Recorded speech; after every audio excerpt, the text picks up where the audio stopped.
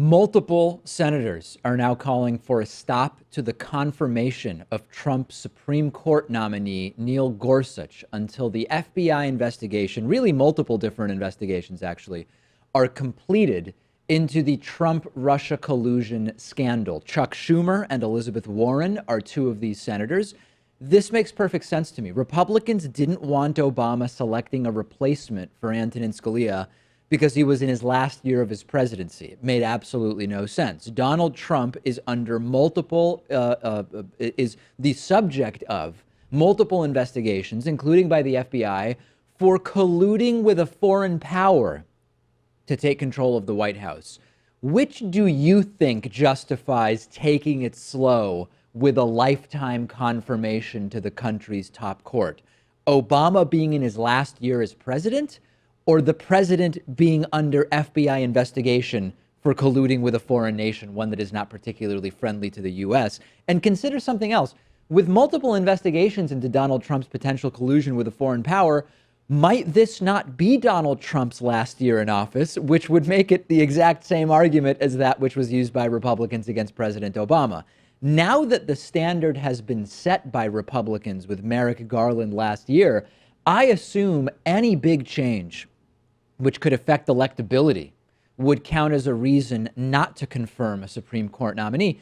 After all, don't the voters need to have a say? I commend both Chuck Schumer and Elizabeth Warren for this. Elizabeth Warren sending a tweet out yesterday where she said the FBI director testified Donald Trump's campaign is under investigation for collusion with Russia. Lifetime court appointments can wait.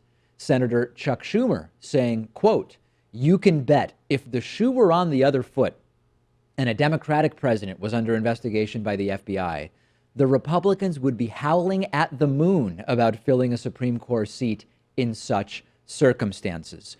Will this gain any traction? Not likely, unless something huge breaks from the investigation into Trump's Russia connections. Republicans planning a vote on this next month.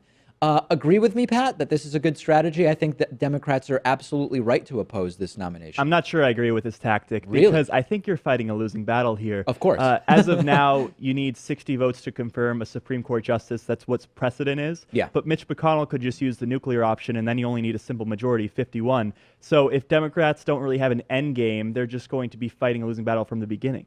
Wouldn't forcing Mitch McConnell to need the nuclear option be a win in and of itself, insofar as that is something which then you can criticize Republicans for? I mean, I don't think so, because I don't think that's something that registers with most of the American public. And the other point I have here, too, is that Neil Gorsuch isn't so connected to this Russia scandal at all. And the thing is, even if Donald Trump was impeached, who would be his replacement? Mike Pence, or if Pence was also impeached, Paul Ryan. Yeah, but it would still be it would still be a scandal to lose your Supreme Court nominee, no matter who it is that would then be picking the next one.